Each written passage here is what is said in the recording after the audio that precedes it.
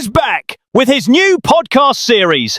Chris Hagen is not dead yet. Hello and welcome to a new episode of Not Dead Yet. And the title is Half the Truth is Still a Lie. So let's just get this out of the way. Something is off with people at the moment. And no, it's not energy. It's not Mercury in retrograde. And it's not because you didn't journal hard enough. It's because honesty, self-respect and basic standards have quietly gone out of the window, and we're all pretending not to notice. We don't live in the age of lies anymore. That would be too obvious. We live in the age of the half-truth. You ask a simple question, you get an answer that sounds polite, reasonable and technically innocent, but somehow leaves you more confused than before. It's verbal fog. People don't say, I'm not interested. They say, I'm just in a weird place right now. They don't say, I messed up. They say, it was complicated. They don't say, I don't respect you enough to be honest. They say, I didn't want to hurt your feelings. Which is fascinating because it somehow hurts more. Psychologically, this is important.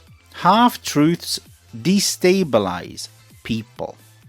A full lie makes you angry. A half-truth makes you doubt yourself. You start thinking, but am I paranoid? Am I too sensitive? Why do I feel unsettled but I can't explain why?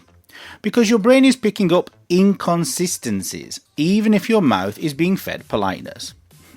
That's not you being dramatic. That's your nervous system saying, this person is not safe to trust. Now, in relationships, half-truths don't cause explosions, they cause erosion. Trust doesn't collapse, it leaks. You feel permanently uneasy. You can't fully relax. You keep connecting dots you wish you didn't have to connect. And when you finally bring it up, you're told, you're overthinking. You're too intense. You've misunderstood. No, what you've misunderstood is why you're still tolerating it. And this applies to love, friendships, work, and creative teams. If someone cannot be direct with reality, they cannot be relied on when things matter. Now, let's talk about Instagram dignity. Dun, dun, dun. Ah yes, social media, the theatre of moral performance. You know the type. On Instagram, they are dignified, deep, old soul, self-respecting, definitely not like other people. There's a quote in the bio, maybe something about like energy or growth, always tasteful, always curated. Then they say, I'm different, I have standards. Please help me achieve my dreams and my passions in life. Brilliant, good. Then, and this is the key, you offer them a chance to work with you as a singer, as a dancer, as a team member, as a creative collaborator, whatever, as your dog walker. And you think sensibly, let's just check who they follow. And then, boom, boom, boom. 9,000 accounts, arses, thongs, OnlyFans, escorts, prostitutes, fake porn stars, people whose entire online presence is one long cry of, please validate my body. Jesus Christ. This isn't open-minded. This is compulsive consumption.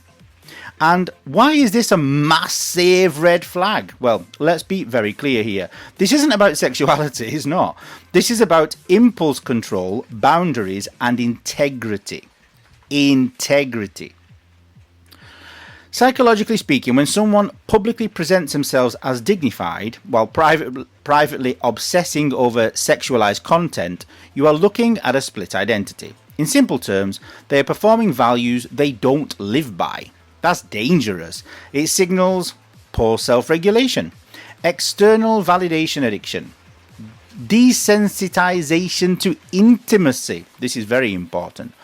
Objectification habits, and low tolerance for boredom or depth. And yes, it often links to porn brain behavior, where stimulation replaces connection. So when someone says, I'm different, but their following list looks like the back room of a dodgy Soho nightclub, they're not different, they're performing decency, not practicing it. Performing decency. And that gap is where dishonesty lives. Now, is everyone a pervert these days? Short answer, not everyone. But the normalization of consent constant sexual consumption has absolutely warped standards. When everything becomes sexualized, people stop seeing others as people. Intimacy loses meaning, self-control is mocked, and discipline is labelled repressed. And the irony? The people who shout the loudest about being respectful are often the ones whose behaviour says otherwise. Again, half-truth energy. Which brings me nicely to spitting. Yes, this is really the same topic, because this is about respect again. People who dredge phlegm from the depths of their lungs and spit it on the ground in public, disgusting. No warning, no shame, just I'm sorry, that's not culture. Don't give me balls, bull, that's culture. That's not culture. That's a failure of social awareness. If I'm on a work call, eating breakfast, or sitting in a cafe, and someone spits next to me, that tells me everything I need to know about that person. And the tissue on the floor brigade. Blowing your nose or wiping your mouth and throwing the tissue on the restaurant floor? Why? Do we come into your house and spit on your floor? Do we chuck rubbish in your living room and say, hey, relax, it's culture? No. So don't do it in shared spaces either. This isn't racism. This isn't intolerance. This is basic civilization. But you can't say anything. So I'm told. But actually, you can and you should. I've actually trained, that sounds terrible. I've actually taught the children around me to go and tap on someone's shoulder and go, sorry, you dropped something. And you should see the embarrassment. It's great. And silence, remember, silence doesn't educate. It enables. It does the opposite. One bad egg gives everyone a bad reputation. Which is exactly why bad behaviour needs to be addressed. Calmly, directly, without drama. That's not rude, that's standards. Throwing rubbish on the ground says, I don't care about where I live. I don't care about others. Someone else will deal with it. Why should anyone respect your country, city or community if you don't? Respect starts at home, and it shows in tiny, everyday actions.